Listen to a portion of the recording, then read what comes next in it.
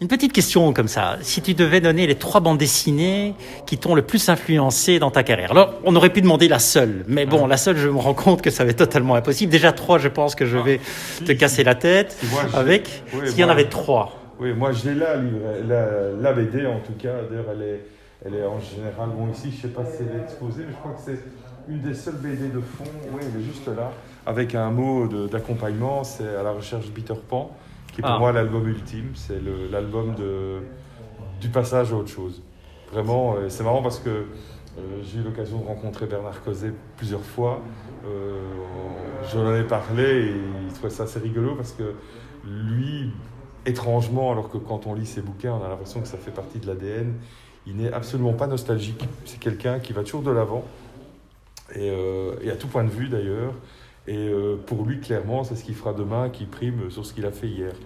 Et ça m'a vraiment étonné parce que quand on lit un peu, évidemment, À la recherche de Peter Pan, c'est un livre évidemment sur la nostalgie, sur le temps passé, et le temps qui va, ou le temps qui est en train de disparaître et qu'on essaie d'appréhender mais qu'on n'arrive pas. Et donc cet album a plus d'un titre, et puis cette couverture avec le skieur sur fond blanc est absolument mythique. Je trouve que c'est une des plus belles couvertures de BD que je connaisse. Alors l'autre album, bizarrement, il est dans la même collection, et pourtant j'ai découvert bien avant Peter Pan, c'est le bouquin de Dany qui s'appelle, j'ai un trou là, L'homme qui passe. Non, l'un des tout premiers. Il a fait une suite qui s'appelle 20 ans après. Oui, l'histoire sans héros. Histoire sans héros, ouais. J'ai un trou. Excuse-moi, Dany. On t'adore, Dany. La histoire sans héros, c'est encore différent. J'avais 8-9 ans. Je passe devant une librairie sur le chemin entre l'école et le bureau de ma mère, une librairie tabac-journaux, et il y a le nouveau Tintin qui vient de paraître, et en couverture, il y a cette couverture avec l'avion craché, le feu de camp, les personnages autour. Quand on lit Mickey et Spirou, ça fait un choc. Donc, ça plutôt. Voilà, mes parents, encore, c'est fortuit, m'avaient donné de l'argent pour je ne sais plus quelle chose que je devais payer à l'école, et il me restait 20 francs belges, ou 5 francs belges, je ne sais plus, et c'était exactement le prix du magazine.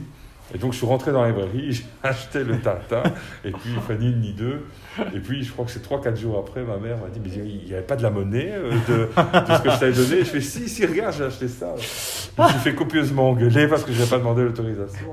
Mais donc là aussi, gros choc, et puis l'histoire je l'ai lu, j'ai pu le trouver relativement facilement, je crois en bibliothèque la première fois, et ça m'a vraiment subjugué, cette histoire de crash aérien et de struggle for life dans la jungle. Et puis un autre album qui m'a vraiment profondément marqué, c'est c'est Monsieur Jean, quoi. Les 4 premiers de Monsieur Jean sont pour moi des bouquins que je relis souvent. Alors, je suis pas spécial. Allez, je veux dire que j'ai une préférence pour le deuxième, parce qu'il y a l'histoire qui se passe à Lisbonne qui est magnifique. Et comme j'adore cette ville, ça tombait bien. Et depuis Berberian, ça a été très très longtemps ma guideline en termes de travail. Puis pour le moment, il continue à publier séparément. Je dirais, nos relations se sont un peu espacées, distancées, mais ça a été très clairement un des plus grands moments de ma vie en tant que libraire et en tant que lecteur aussi. Je me rappelle de la prise à l'office du tome 4 où le représentant Humano venait dans la librairie et il savait qu'on aimait bien, quoi. Et donc le tome 3, on en avait vendu, je crois, 120. Et je le vois encore en train de me dire, tiens, on fait un petit effort pour le tome 4. Je fais ouais. Je dis, j'ai un chiffre en tête, il me dit, moi aussi. Alors il me regarde avec les yeux pétillants, il me fait 200, et je fais non, 1000. Et on les a vendus. Arrivé? Ouais, on les a vendus. On a vendu 1200 et quelques.